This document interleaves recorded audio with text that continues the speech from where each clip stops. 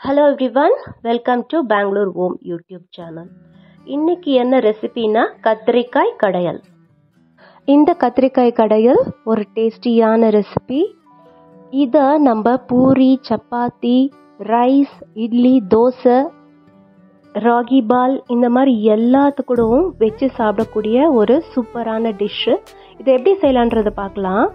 இதுக்கு தேவையான பொருட்கள் கத்திரிக்காய், ஆனியன். நான் ஒரு 1/2 kg கத்திரிக்காய் எடுத்திருக்கேன். அதுக்கு 2 பெரிய சைஸ் ஆனியனை இந்த மாதிரி சாப் பண்ணி எடுத்து வச்சுருக்கேன். இந்த ஆனியனை நல்லா ஆயிலை சூடு பண்ணிவிட்டு இந்த ஆனியன் போட்டு கோல்டன் ப்ரௌன் வர அளவுக்கு நல்லா வறுத்து எடுத்துக்கணும். இந்த கத்திரிக்காய் கடையலுக்கு எந்த அளவுக்கு நம்ம ஆனியனை வறுக்கிறோமோ அந்த அளவுக்கு ரொம்ப டேஸ்டாக இருக்கும். 1 டேபிள் ஸ்பூன் அளவு நசுக்குன இஞ்சி பூண்டு. இதை நான் இப்போ இந்த ஆனியன் கூட சேர்த்து வதக்கிக்கிறேன். இந்த ஆனியனும் இந்த இஞ்சி பூண்டும் நல்லா வதங்கணும், கோல்டன் ப்ரௌன் ஆகணும். அது வரைக்கும் இதை நம்ம நல்லா வதக்கிக்கலாம். இப்போ இந்த ஆனியனும் ஜிஞ்சர் கார்லிக்கும் வதங்குற சமயத்தில் நம்ம இந்த ரெசிபிக்கு தேவையான காரம் சேர்த்துக்கலாம்.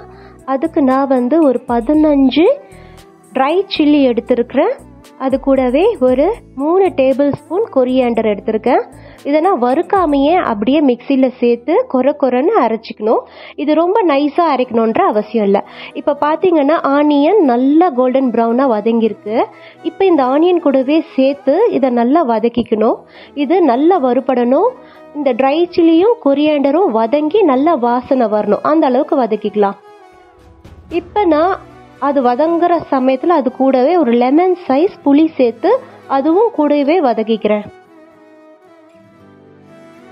நம்ம எந்த அளவு ஆனியன் எடுத்தோமோ அதுக்கு ஈக்குவலாக டொமேட்டோவும் எடுத்துக்கலாம்.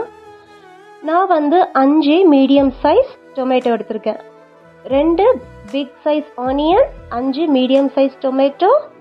இதை இந்த மாதிரி சின்ன சின்னதாக கட் பண்ணிவிட்டு இந்த வறுத்த கலவையோடையே சேர்த்து நல்லா இதை வதக்கிக்கலாம். இந்த டொமேட்டோ நல்லா குழஞ்சி வரணும். அந்த அளவுக்கு இதை வதக்கிக்கணும்.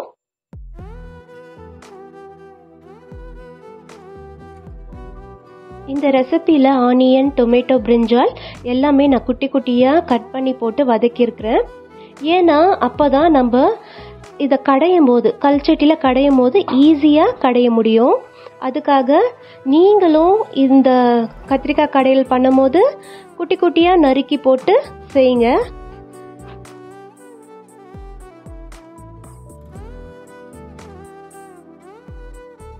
இப்போ இந்த ரெசிபிக்கு தேவையான அளவு உப்பு சேர்த்துக்கலாம். இந்த மாதிரி நம்ம டொமேட்டோ வதக்கும் போது உப்பு போட்டு வதக்கணும்னா இந்த டொமேட்டோ சீக்கிரமாக வதங்கி வந்துடும்.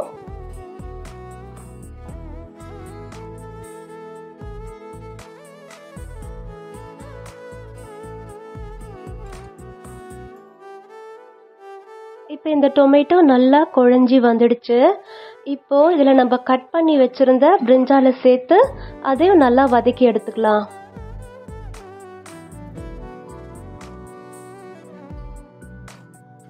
இந்த கத்திரிக்காயும் நல்லா வதங்கி நல்லா குழஞ்சி வரணும். அந்த அளவுக்கு இந்த கத்திரிக்காயையும் நல்லா வதக்கி எடுத்துக்கலாம்.